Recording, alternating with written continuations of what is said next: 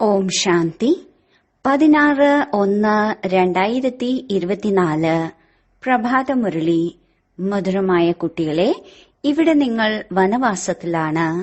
നല്ല നല്ല വസ്ത്രം ധരിക്കണം, ഭക്ഷണം കഴിക്കണം എന്നീ താൽപര്യങ്ങൾ നിങ്ങൾ കുട്ടികളിൽ ഉണ്ടാകരുത്. പഠിപ്പിലും സ്വഭാവത്തിലും പരിപൂർണ ശ്രദ്ധ നൽകൂ. ചോദ്യം: ജ്ഞാനരത്നങ്ങളാൽ സദാ നിറഞ്ഞിരിക്കുന്നതിനുള്ള മാർഗം എന്താണ്? ഉത്തരം: ദാനം. എത്രത്തോളം മറ്റുള്ളവർക്ക് ദാനം നൽകുന്നുവോ അത്രത്തോളം സ്വയത്തിൽ നിറയും. ആരാണോ കേട്ട് സ്വയത്തിൽ ധാരണ ചെയ്ത് പിന്നെ മറ്റുള്ളവർക്ക് ദാനം നൽകുന്നത് അവരാണ് ബുദ്ധിശാലികൾ. അഥവാ ബുദ്ധിയാകുന്ന സഞ്ചിയിൽ ഓട്ടയുണ്ടെങ്കിൽ അത് പോയിക്കൊണ്ടിരിക്കും, ധാരണ ഉണ്ടാകില്ല. അതിനാൽ നിയമം അനുസരിച്ച് പഠിപ്പ് പഠിക്കണം. 5 വികാരങ്ങളിൽ നിന്ന് ദൂരെയിരിക്കണം. രൂപബസന്തായി, അതായത് ജ്ഞാനയോഗത്തിന്റെ ശക്തിയുള്ളവരായി മാറണം. ഓം ശാന്തി. ആത്മീയ അച്ഛൻ ആത്മീയ കുട്ടികൾക്ക് മനസ്സിലാക്കി തരികയാണ്. ആത്മീയ അച്ഛൻ കർമ്മേന്ദ്രിയങ്ങളിലൂടെ സംസാരിക്കുകയാണ്. ആത്മീയ കുട്ടികളും കർമ്മേന്ദ്രിയങ്ങളിലൂടെയാണ് കേൾക്കുന്നത്.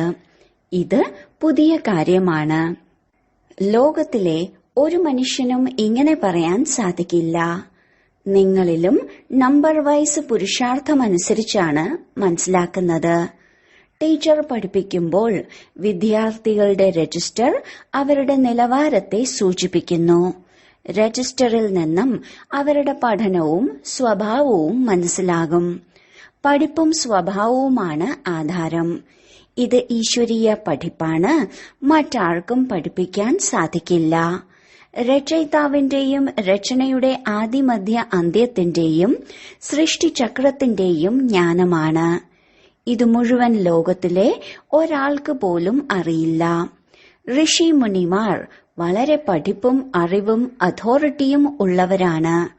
ആ പ്രാചീന ഋഷി മുനിമാർ സ്വയം പറയുമായിരുന്നു, ഞങ്ങൾക്ക് രചയിതാവിനെയും രചനയെയും അറിയില്ല എന്ന്. അച്ഛൻ തന്നെയാണ് വന്ന് പരിചയം നൽകിയത്. ഇത് മുൾക്കാടാണ് എന്ന് പാടുന്നുണ്ട്. കാടിന് തീർച്ചയായും തീ പിടിക്കണം. പൂക്കളുടെ പൂന്തോട്ടത്തിന് ഒരിക്കലും തീ പിടിക്കില്ല. കാട് മുഴുവൻ ഉണങ്ങിയതായിരിക്കും, പൂന്തോട്ടം പച്ചപ്പുള്ളതായിരിക്കും. പച്ചപ്പുള്ള പൂന്തോട്ടത്തിന് തീ പിടിക്കില്ല. ഉണങ്ങിയതിനാൽ തീ പെട്ടെന്ന് പിടിക്കും. ഇത് പരിധിയില്ലാത്ത കാടാണ്. ഇതിനും തീ പിടിച്ചിരുന്നു. പൂന്തോട്ടത്തിന്റെ സ്ഥാപന ഉണ്ടായിരുന്നു. നിങ്ങളുടെ പൂന്തോട്ടം ഇപ്പോൾ ഗുപ്തമായി സ്ഥാപിതമായി കൊണ്ടിരിക്കുകയാണ്. നിങ്ങൾക്കറിയാം, നമ്മളിപ്പോൾ പൂന്തോട്ടത്തിലെ സുഗന്ധ പുഷ്പം ദേവതയായി മാറിക്കൊണ്ടിരിക്കുകയാണ്. അതിന്റെ പേരാണ് സ്വർഗം. ഇപ്പോൾ സ്വർഗം സ്ഥാപിക്കുകയാണ്. അത്ഭുതമാണ്. നിങ്ങൾ എത്ര മനുഷ്യർക്ക് മനസ്സിലാക്കി കൊടുത്താലും ഇതാരുടെയും ബുദ്ധിയിൽ കയറുന്നില്ല. ആരാണോ ഈ ധർമ്മത്തിലില്ലാത്തത് അവരുടെ ബുദ്ധിയിൽ കയറുകയുമില്ല. ഒരു കാതിലൂടെ കേൾക്കും, മറുകാതിലൂടെ പുറത്തു കളയും. സത്യത്രേതായുഗങ്ങളിൽ ഭാരതവാസികൾ എത്ര കുറവായിരിക്കും. പിന്നീട് ദ്വാപര കലിയുഗങ്ങളിൽ എത്ര വൃദ്ധി നേടുന്നു. അവിടെ 1-2 കുട്ടികൾ, ഇവിടെ 4-5 കുട്ടികൾ. എങ്കിൽ തീർച്ചയായും വൃദ്ധിയുണ്ടാവില്ലേ? ഭാരതവാസികൾ തന്നെയാണ് ഇപ്പോൾ ഹിന്ദു എന്ന് പറയപ്പെടുന്നത്. വാസ്തവത്തിൽ ദേവതാധർമ്മത്തിലുള്ളവരായിരുന്നു. ബാക്കി ഒരു ധർമ്മത്തിലുള്ളവരും തന്റെ ധർമ്മത്തെ മറക്കുന്നില്ല. ഭാരതവാസികളാണ് മറന്നു പോകുന്നത്. നോക്കൂ, ഈ സമയത്ത് എത്രയധികം മനുഷ്യരാണ്. ഇത്രയും പേരൊന്നും ജ്ഞാനമെടുക്കില്ല.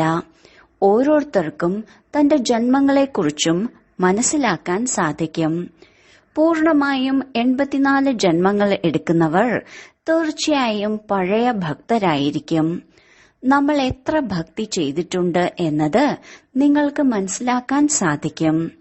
കുറച്ചേ ചെയ്തിട്ടുള്ളൂവെങ്കിൽ ജ്ഞാനവും കുറച്ചേ എടുക്കൂ. പിന്നെ മനസ്സിലാക്കി കൊടുക്കുന്നതും കുറച്ചു പേർക്കായിരിക്കും. വളരെയധികം ഭക്തി ചെയ്തിട്ടുണ്ടെങ്കിൽ കൂടുതൽ ജ്ഞാനവും എടുക്കും. വളരെയധികം പേർക്ക് മനസ്സിലാക്കി കൊടുക്കുകയും ചെയ്യും. ജ്ഞാനം എടുക്കുന്നില്ലെങ്കിൽ കുറച്ചേ മനസ്സിലാക്കി കൊടുക്കുവാൻ കഴിയൂ. അതിനാൽ അവർക്ക് ലഭിക്കുന്ന ഫലവും കുറവായിരിക്കും. കണക്കുണ്ടല്ലോ. ബാബയ്ക്ക് ഒരു കുട്ടി കണക്കെടുത്ത് അയച്ചു. ഇസ്ലാമികൾക്ക് ഇത്ര ജന്മം, ബൗദ്ധികൾക്ക് ഇത്ര ജന്മമായിരിക്കും ഉണ്ടാവുക. ബുദ്ധനും ധർമ്മസ്ഥാപകനാണ്. അവർക്ക് മുമ്പ് ബുദ്ധധർമ്മത്തിലെ ആരും ഉണ്ടായിരുന്നില്ല. ബുദ്ധന്റെ ആത്മാവ് വന്ന് പ്രവേശിച്ചു. അവർ ബുദ്ധധർമ്മം സ്ഥാപിച്ചു. പിന്നീട് ഒരാളിൽ നിന്നും വൃദ്ധിയുണ്ടാകുന്നു. ബുദ്ധനും ഒരു പ്രജാപിതാവാണ്. ഒരാളിൽ നിന്ന് എത്ര വൃദ്ധിയുണ്ടാകുന്നു. നിങ്ങൾക്കാണെങ്കിൽ രാജാവാകണം, അതും പുതിയ ലോകത്തിൽ. ഇവിടെ വനവാസത്തിലാണ്. ഒരു വസ്തുവിന്റെയും ലഹരിയുണ്ടാകരുത്. നമുക്ക് നല്ല നല്ല വസ്ത്രങ്ങൾ ധരിക്കണം. ഈ ചിന്തയും ദേഹാഭിമാനമാണ്. എന്ത് കിട്ടിയോ അത് നല്ലത്. ഈ ലോകം തന്നെ കുറച്ചു സമയത്തേക്കാണ്. ഇവിടെ നല്ല വസ്ത്രങ്ങൾ ധരിച്ചാൽ അവിടെ കുറവ് വരും. ഇതിനോടുള്ള താൽപര്യത്തെയും ഉപേക്ഷിക്കണം. മുന്നോട്ടു പോകവേ നിങ്ങൾ കുട്ടികൾക്ക് തന്നെ സാക്ഷാത്കാരങ്ങൾ ലഭിച്ചുകൊണ്ടിരിക്കും. നിങ്ങൾ സ്വയം പറയും, ഇവർ നന്നായി സേവനം ചെയ്യുന്നുണ്ട്, അത്ഭുതമാണ്. ഇവർ തീർച്ചയായും ഉയർന്ന നമ്പർ നേടും.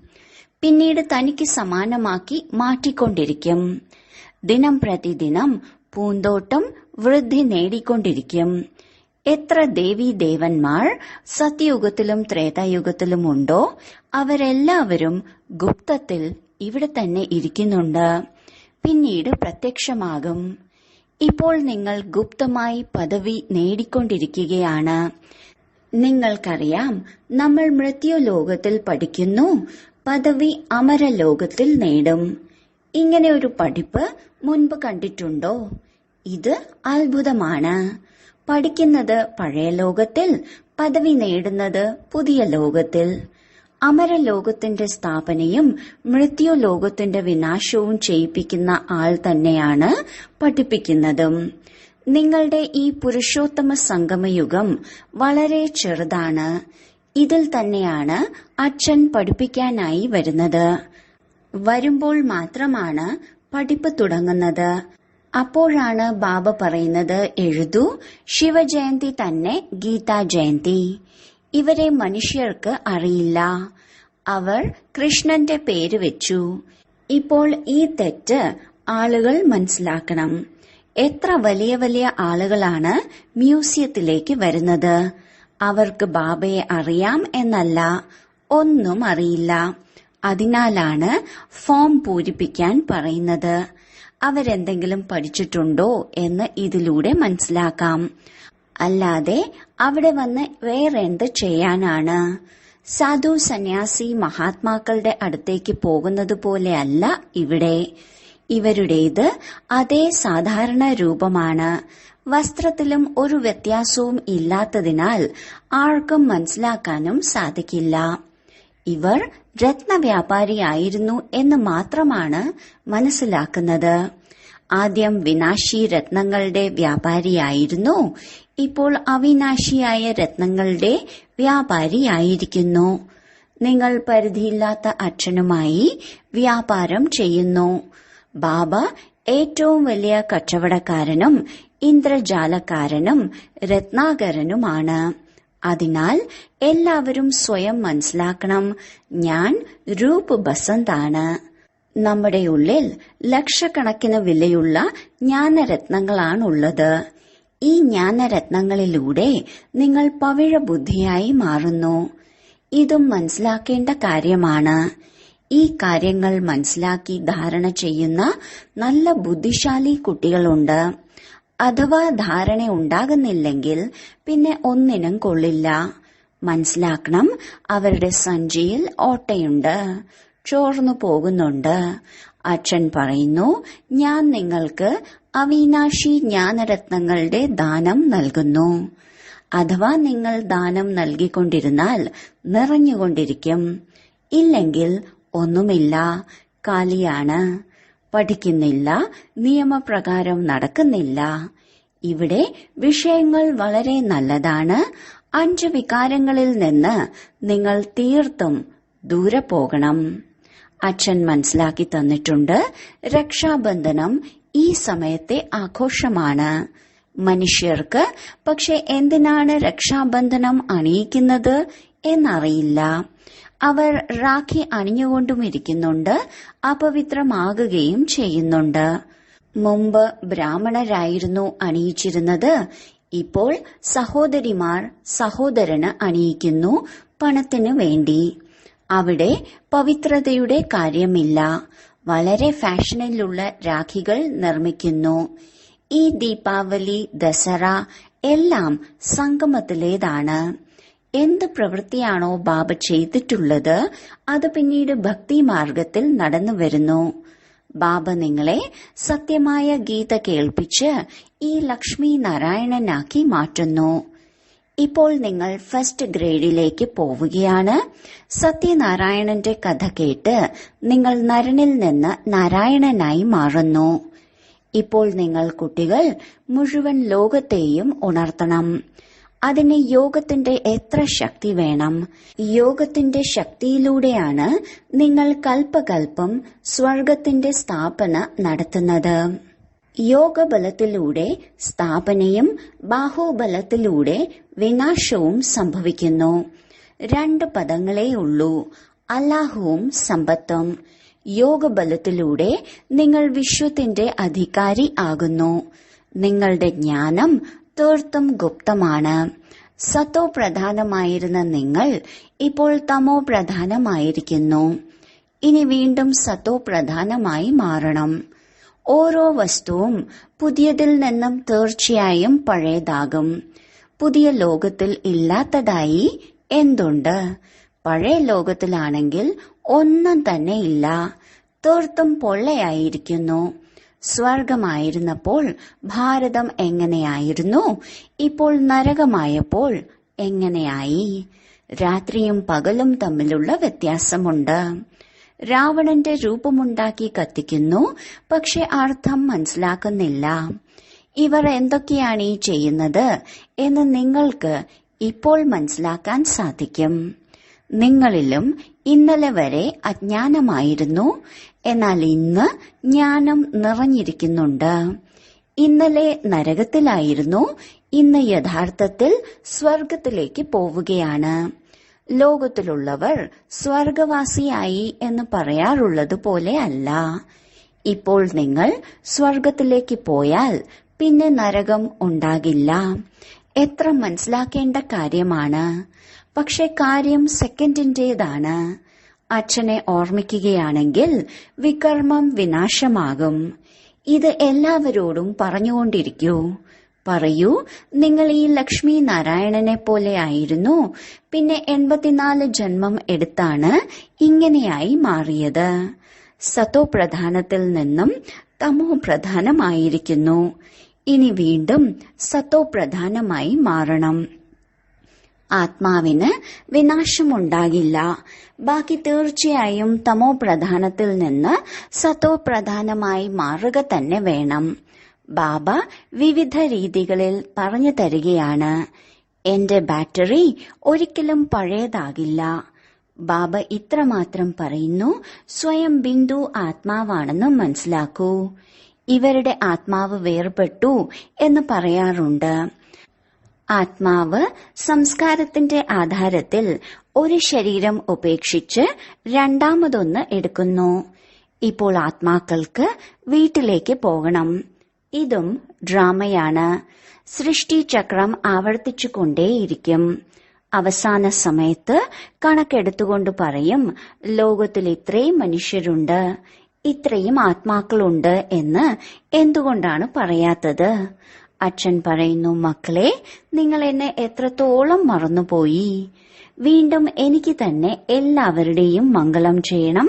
അതുകൊണ്ടാണ് അച്ഛനെ വിളിക്കുന്നത്. നിങ്ങൾ അച്ഛനെ മറക്കുന്നു. അച്ഛൻ ഒരിക്കലും മക്കളെ മറക്കില്ല.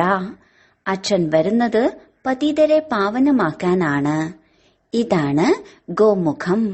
ബാക്കി കാളയുടെ കാര്യമൊന്നുമില്ല. ഇത് ഭാഗ്യശാലി രഥമാണ്. ബാബ നിങ്ങൾ കുട്ടികളോട് പറയുന്നു, ശിവ് ബാബ നമ്മളെ അലങ്കരിക്കുകയാണ്. ഇത് പക്ക ഓർമ്മ വേണം. ശിവബാബയെ ഓർമ്മിക്കുന്നതിലൂടെ വളരെയധികം ഗുണമുണ്ട്. ബാബ നമ്മളെ ഇദ്ദേഹത്തിലൂടെ, അതായത് ബ്രഹ്മാവിലൂടെ പഠിപ്പിക്കുകയാണ്. അതിനാൽ ബ്രഹ്മാവിനെ ഓർമ്മിക്കേണ്ടതില്ല. സദ്ഗുരു ഒരു ശിവബാബയാണ്. ശിവബാബയിലാണ് നിങ്ങൾ ബലിയാകേണ്ടത്. ഇദ്ദേഹവും ബാബയിൽ ബലിയായിരിക്കുകയാണ്. ബാബ പറയുന്നു, എന്നെ മാത്രം ഓർമ്മിക്കൂ. കുട്ടികൾ പോകുന്നത് സത്യുഗി പുഷ്പങ്ങളുടെ ലോകത്തിലേക്കാണ്. പിന്നെന്തിനാണ് മുള്ളുകളോട് മോഹം വെക്കുന്നത്? 63 ജന്മങ്ങൾ ഭക്തിമാർഗത്തിൽ ശാസ്ത്രങ്ങൾ പഠിച്ചും പൂജകൾ ചെയ്തും വന്നു. നിങ്ങൾ ആദ്യം ചെയ്തത് ശിവബാബയുടെ പൂജയായിരുന്നു. അപ്പോഴാണ് സോമനാഥ ക്ഷേത്രം നിർമ്മിച്ചത്. ക്ഷേത്രങ്ങൾ മുഴുവൻ രാജാക്കന്മാരുടെ വീടുകളിലായിരുന്നു. എത്ര വജ്രങ്ങളും രത്നങ്ങളും ഉണ്ടായിരുന്നു. പിന്നീട് വന്ന് ആക്രമിച്ചു. ഒരു ക്ഷേത്രത്തിൽ നിന്ന് എത്രയധികം സ്വർണമാണ് കൊണ്ടുപോയത്. നിങ്ങൾ ഇപ്രകാരം ധനവാനായ വിശ്വത്തിന്റെ അധികാരി ആകുന്നു. ഇദ്ദേഹം ധനവാനായിരുന്നു, വിശ്വത്തിന്റെ അധികാരി ആയിരുന്നു. പക്ഷെ ഇവർ രാജ്യം ഭരിച്ചിട്ട് ഇപ്പോൾ എത്ര സമയം കഴിഞ്ഞു ഇതാർക്കും അറിയില്ല. ബാബ പറയുന്നു, 5000 വർഷം കഴിഞ്ഞിരിക്കുന്നു. 2500 വർഷം രാജ്യം ഭരിച്ചു. ബാക്കി 2500 വർഷങ്ങൾക്കുള്ളിൽ ഇത്രയധികം മഠങ്ങളും മാർഗങ്ങളും വൃദ്ധി പ്രാപിച്ചു. നിങ്ങൾ കുട്ടികൾക്ക് വളരെയധികം സന്തോഷമുണ്ടായിരിക്കണം. നമ്മെ പഠിപ്പിക്കുന്നത് പരിധിയില്ലാത്ത അച്ഛനാണ്. അളവില്ലാത്ത സമ്പത്ത് ലഭിക്കുന്നു. സാഗരത്തിൽ നിന്ന് ദേവതകൾ രത്നങ്ങൾ നിറച്ച പാത്രവുമായി വന്നതായി കാണിക്കുന്നുണ്ട്. ഇപ്പോൾ നിങ്ങൾക്ക് ജ്ഞാനരത്നങ്ങൾ നിറച്ച പാത്രങ്ങൾ തരുന്നു. അച്ഛൻ ജ്ഞാനസാഗരനാണ്. ചിലർ നല്ല രീതിയിൽ പാത്രം നിറയ്ക്കുന്നു, ചിലരുടേത് ചിലവായി പോകുന്നു. ആരാണോ നല്ല രീതിയിൽ പഠിപ്പിക്കുന്നത് അവർ തീർച്ചയായും വലിയ ധനവാനാകും. രാജധാനി സ്ഥാപിക്കുകയാണ്. ഇതും ഡ്രാമയിൽ അടങ്ങിയതാണ്. ആരാണോ നല്ല രീതിയിൽ പഠിക്കുന്നത് അവർക്കാണ് സ്കോളർഷിപ്പ് ലഭിക്കുന്നത്. ഇത് ഈശ്വരീയ സ്കോളർഷിപ്പാണ്. അവിനാശിയാണ്. അത് വിനാശിയാണ്. ഏണിപ്പടിയുടെ ചിത്രം വളരെ അത്ഭുതകരമാണ്. 84 ജന്മങ്ങളുടെ കഥയല്ലേ? ബാബ പറയുന്നു, ഏണിപ്പടിയുടെ വലിയ പ്രകാശം ചിതറുന്ന ചിത്രം ഉണ്ടാക്കൂ. അത് ദൂരെ നിന്ന് തന്നെ കാണാൻ കഴിയണം. മനുഷ്യർ കണ്ട് അത്ഭുതപ്പെടും. പിന്നീട് നിങ്ങളുടെ പേരും പ്രശസ്തമാകാൻ തുടങ്ങും. ഇപ്പോൾ ആരാണോ വന്ന് വട്ടം കറങ്ങി തിരികെ പോകുന്നത് അവർ അവസാന സമയത്ത് വരും. 2 4 തവണ വട്ടം കറങ്ങി ഭാഗ്യത്തിലുണ്ടെങ്കിൽ രക്ഷപ്പെടും. പ്രകാശം ഒന്നേ ഉള്ളൂ. പിന്നെ എവിടെ പോകാനാണ്? കുട്ടികൾ വളരെ മധുരമായി മാറണം. എപ്പോൾ യോഗത്തിലിരിക്കുന്നോ അപ്പോഴേ മധുരമായി മാറൂ. യോഗത്തിലൂടെയാണ് ആകർഷണം ഉണ്ടാകുന്നത്. ഏതുവരെ കറ ഇളകുന്നില്ലയോ അതുവരെ ആർക്കും ആകർഷണം ഉണ്ടാകില്ല. ഈ ഏണിപ്പടിയുടെ രഹസ്യം സർവാത്മാക്കൾക്കും മനസ്സിലാക്കി കൊടുക്കണം. പതുക്കെ പതുക്കെ നമ്പർ വയസ്സായി എല്ലാവരും അറിയാൻ തുടങ്ങും. ഇതാണ് ഡ്രാമ. വിശ്വത്തിന്റെ ചരിത്രവും ഭൂമിശാസ്ത്രവും ആവർത്തിച്ചുകൊണ്ടിരിക്കും. ഇത് മനസ്സിലാക്കി തന്ന ആളെ ഓർമ്മിക്കണ്ടേ? ബാബയെ സർവവ്യാപി എന്ന് പറയുന്നു. എന്നാൽ ഇവിടെ സർവവ്യാപിയായത് മായയാണ്. ബാബ ഇവിടെയുണ്ട്. എന്തെന്നാൽ സെക്കൻഡിൽ വരാൻ സാധിക്കും. ബാബ ഇദ്ദേഹത്തിൽ ഇരിക്കുന്നുണ്ട് എന്ന് നിങ്ങൾ മനസ്സിലാക്കണം. ചെയ്യുന്നവനും ചെയ്യിപ്പിക്കുന്നവനുമല്ലേ? ചെയ്യുന്നുമുണ്ട്, ചെയ്യിപ്പിക്കുന്നുമുണ്ട്. കുട്ടികൾക്ക് നിർദ്ദേശം നൽകുന്നു. സ്വയം ചെയ്തുകൊണ്ടും ഇരിക്കുന്നു. ബാബയ്ക്ക് ഈ ശരീരത്തിലിരുന്ന് എന്തെല്ലാം ചെയ്യാൻ സാധിക്കും, എന്തെല്ലാം ചെയ്യാൻ സാധിക്കില്ല എന്ന് കണക്കാക്കൂ. ബാബ കഴിക്കുന്നില്ല, ഭാവന സ്വീകരിക്കുന്നു. ശരി, വളരെ കാലത്തെ വേർപാടിന് ശേഷം തിരിച്ചു കിട്ടിയ മധുരമധുരമായ ഓമന സന്താനങ്ങൾക്ക് മാതാവും പിതാവുമായ ബാബ്ദാദയുടെ സ്നേഹസ്മരണകളും പുലർക്കാല വന്ദനവും. ആത്മീയ പിതാവിന്റെ ആത്മീയ കുട്ടികൾക്ക് നമസ്കാരം. ധാരണയ്ക്കുള്ള മുഖ്യസാരം: 1. രൂപബസന്തായി മാറി തന്റെ ബുദ്ധിയാകുന്ന സഞ്ചിയെ അവിനാശിയായ ജ്ഞാനരത്നങ്ങൾ കൊണ്ട് സദാ നിറച്ചുവെക്കണം. ബുദ്ധിയാകുന്ന സഞ്ചിയിൽ ഓട്ട ഉണ്ടാകരുത്. ജ്ഞാനരത്നങ്ങളെ ദാനം ചെയ്ത് മറ്റുള്ളവർക്ക് ദാനം ചെയ്യണം. 2. സ്കോളർഷിപ്പ് നേടുന്നതിന് വേണ്ടി പഠിപ്പ് നന്നായി പഠിക്കണം. പൂർണമായും വനവാസത്തിൽ കഴിയണം. ഒരു പ്രകാരത്തിലുമുള്ള ആഗ്രഹങ്ങളും ഉണ്ടാകരുത്. സുഗന്ധമുള്ള പുഷ്പമായി മാറി മറ്റുള്ളവരെയും ആക്കി മാറ്റണം. വരദാനം: വാർത്തകളാകുന്ന മേഘങ്ങളെ കണ്ട് പരിഭ്രമിക്കുന്നതിന് പകരം സെക്കൻഡിൽ മറികടക്കുന്ന സിദ്ധി സ്വരൂപരായി ഭവിക്കട്ടെ. പല കുട്ടികളും ശാസ്ത്രജ്ഞരെ പോലെ വാർത്തകൾ ഉണ്ടാക്കാൻ മിടുക്കരാണ്. ഇങ്ങനെയുള്ള വാർത്തകൾ ഉണ്ടാക്കുന്നു. അത് കേൾക്കുമ്പോഴേ ബാബയ്ക്ക് ചിരി വരുന്നു. പക്ഷെ മറ്റുള്ളവർ പ്രഭാവിതരാകുന്നു. ഈ അനേക പ്രകാരത്തിലുള്ള വ്യർത്ഥ വാക്കുകൾ വ്യർത്ഥ രജിസ്റ്ററുകളുടെ കൂമ്പാരം ഉണ്ടാക്കിക്കൊണ്ടിരിക്കുന്നു. അതിനാൽ ഇതിൽ നിന്ന് മാറി നിൽക്കൂ, നിഷ്കളങ്കരാകൂ. ബാബയെ നോക്കൂ, വാർത്തകളെ അല്ല. ഈ വാർത്തകൾ തന്നെയാണ് മേഘങ്ങൾ. ഇവയെ സെക്കൻഡിനുള്ളിൽ മറികടക്കുന്നതിന്റെ വിധിയിലൂടെ സിദ്ധി സ്വരൂപരാകൂ. സ്ലോഗൻ: ഏതെങ്കിലും കാര്യത്തിൽ ചോദ്യചിഹ്നമിടുക എന്നാൽ വ്യർത്ഥത്തിന്റെ കണക്ക് ആരംഭിക്കുക എന്നാണ്. അവ്യക്തി സൈലൻസിലൂടെ ഡബിൾ ലൈറ്റ് ഫരിഷ്ത സ്ഥിതിയുടെ അനുഭവം ചെയ്യൂ. ഇപ്പോൾ തന്റെ ഹൃദയത്തിന്റെ ശുഭഭാവന മറ്റാത്മാക്കൾ വരെ എത്തിക്കൂ. സൈലൻസിന്റെ ശക്തിയെ പ്രത്യക്ഷപ്പെടുത്തൂ.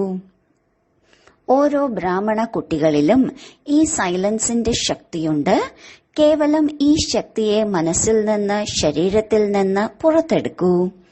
ഒരു സെക്കൻഡിനുള്ളിൽ മനസ്സിന്റെ സങ്കല്പങ്ങളെ ഏകാഗ്രമാക്കൂ.